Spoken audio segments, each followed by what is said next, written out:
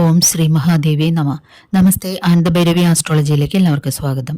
2024 September 1 ചിങ്ങം 16 ഞായറാഴ്ച മുതൽ September 30 കന്നി 14 തിങ്കളാഴ്ച വരെയുള്ള ചിങ്ങക്കൂറുകാരുടെ സെപ്റ്റംബർ മാസഫലത്തെക്കുറിച്ചാണ് നമ്മളിപ്പോൾ ചിന്തിക്കുവാൻ പോകുന്നത്.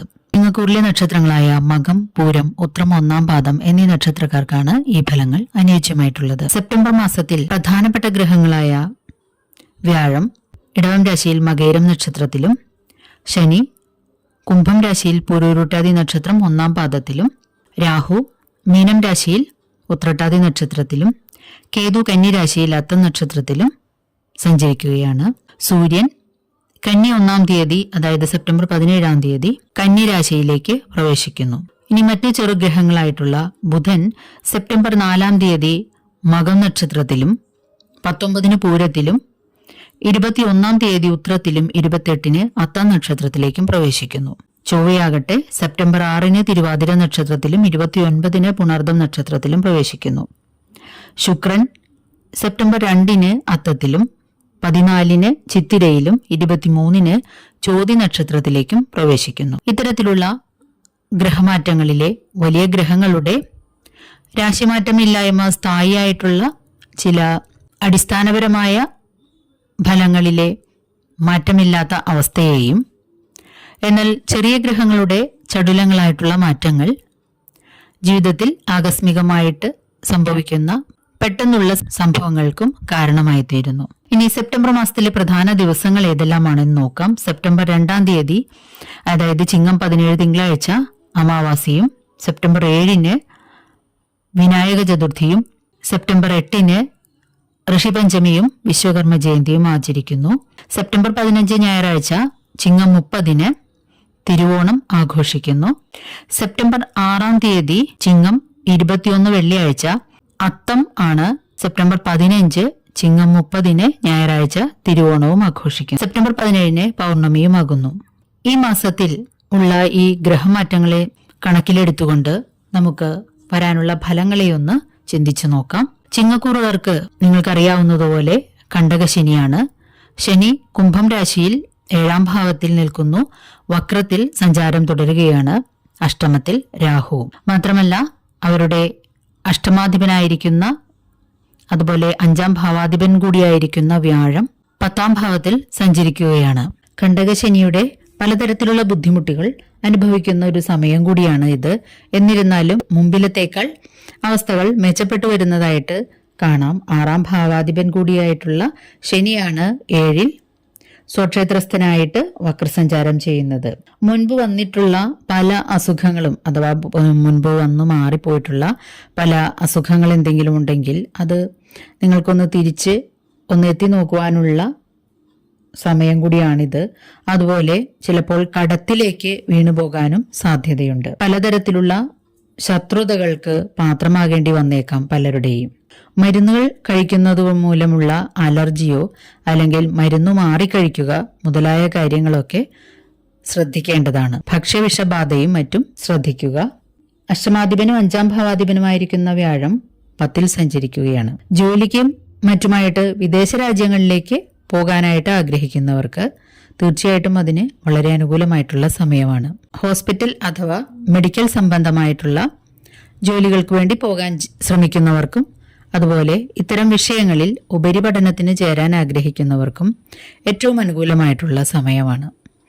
അവർക്ക് പോകുവാനുള്ള തടസ്സങ്ങളെല്ലാം മാറിക്കിട്ടുന്നതാണ്. ചിലർക്ക് നാട്ടിൽ കടങ്ങൾ വർദ്ധിക്കുന്നത് മൂലവും വിദേശ രാജ്യങ്ങളിലേക്ക് പോകേണ്ടുന്ന അവസ്ഥയുണ്ടാകും.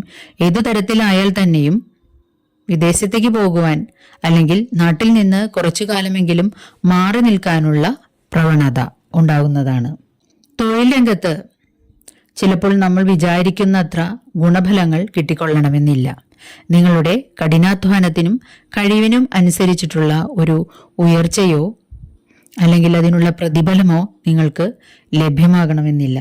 എങ്കിലും ചിലവുകൾ അധികരിച്ചിരിക്കുക, ചിലപ്പോൾ കുടുംബ സ്വത്തുക്കളിന്മേൽ തർക്കങ്ങൾ ഉണ്ടാവുക മുതലായ കാര്യങ്ങൾ ഉണ്ടായേക്കാം. അല്ലെങ്കിൽ പിതാവുമായി ചില്ലറ വാക്കുതർക്കങ്ങളും മറ്റും വന്നേക്കാൻ സാധ്യതയുണ്ട്. സഹോദരങ്ങളിൽ നിന്നും ഈ സമയത്ത് നിങ്ങൾക്ക് ധനലാഭം അല്ലെങ്കിൽ സഹായം ഉണ്ടാകുന്നതാണ്. ഭൂമിയിൽ നിന്ന് ധനലാഭവും അതേസമയം തന്നെ ഭൂമിയുമായി ബന്ധപ്പെട്ട ഡോക്യുമെന്റുകളിൽ പിഴവുകൾ വരുന്നത് മൂലമോ അല്ലെങ്കിൽ ഭൂമി വിൽപ്പന സംബന്ധിച്ചോ നിങ്ങൾക്ക് ധനനഷ്ടമുണ്ടാകാനായിട്ടും സാധ്യതയുണ്ട്. വാഹനങ്ങൾക്ക് ചില്ലറ കേടുപാടുകളോ മെയിൻ്റനൻസോ മറ്റോ വേണ്ടി വന്നേക്കാൻ സാധ്യതയുണ്ട്. അതുപോലെ തന്നെ കുടുംബത്തിൽ ചില മംഗളകാര്യങ്ങളും നടക്കുവാൻ ഈ സമയത്ത് സാധ്യതയുണ്ട്. വിവാഹാലോചനകൾ മുടങ്ങിപ്പോയത് അല്ലെങ്കിൽ വേണ്ടെന്ന് വെച്ചത് തിരിച്ചു വരാനും മറ്റും ഈ സമയത്ത് സാധ്യതയുണ്ട്.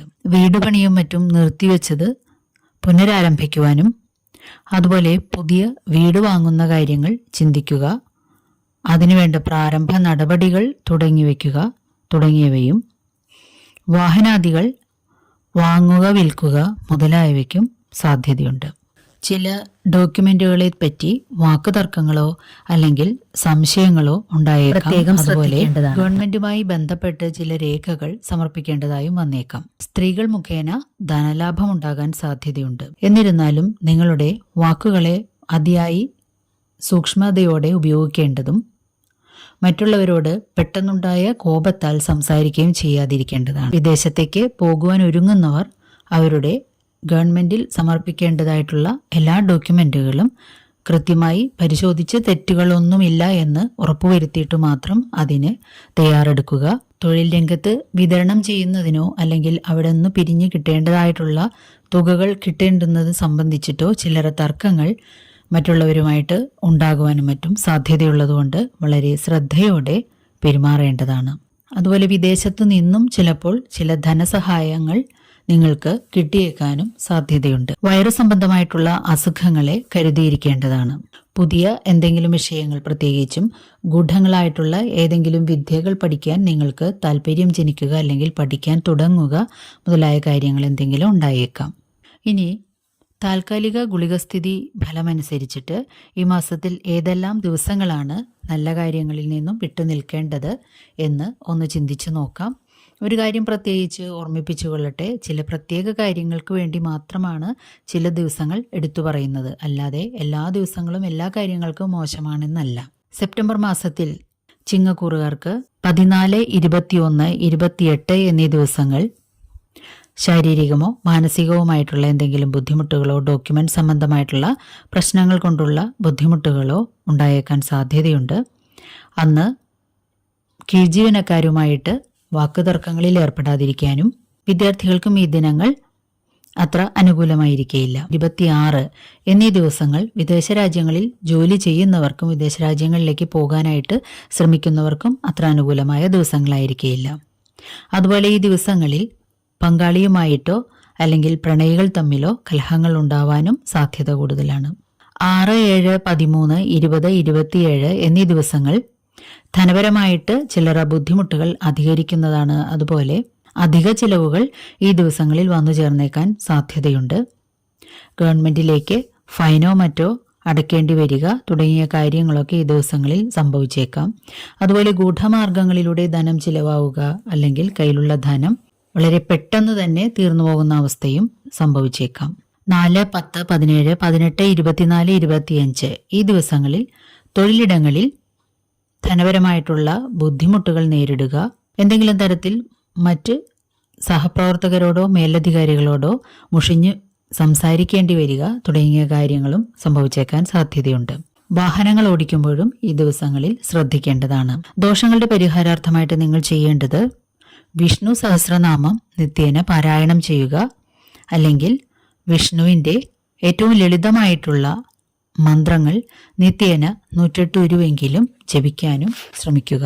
മഹാവിഷ്ണു ക്ഷേത്രങ്ങളിൽ വ്യാഴാഴ്ചകളിലും ബുധനാഴ്ചകളിലും മറ്റും ദർശനം നടത്തുകയും തുളസിയില, തുളസിമാല മുതലായവ സമർപ്പിക്കുന്നതും നെയ്വിളക്ക് കത്തിച്ച് പ്രാർത്ഥിക്കുന്നതും അത്യുത്തമമാണ്. ശിവങ്കൽ ഞായറാഴ്ചകളിൽ ശ്രീരുദ്രമന്ത്രം കൊണ്ട് അഭിഷേകവും മൃത്യുഞ്ജയ പുഷ്പാഞ്ജലി ചെയ്യുന്നതും സർപ്പത്തിങ്കൽ നൂറും പാലും അല്ലെങ്കിൽ എണ്ണ, മഞ്ഞൾപ്പൊടി മുതലായവ സമർപ്പിക്കുന്നതും ഗുണകരമായിരിക്കും.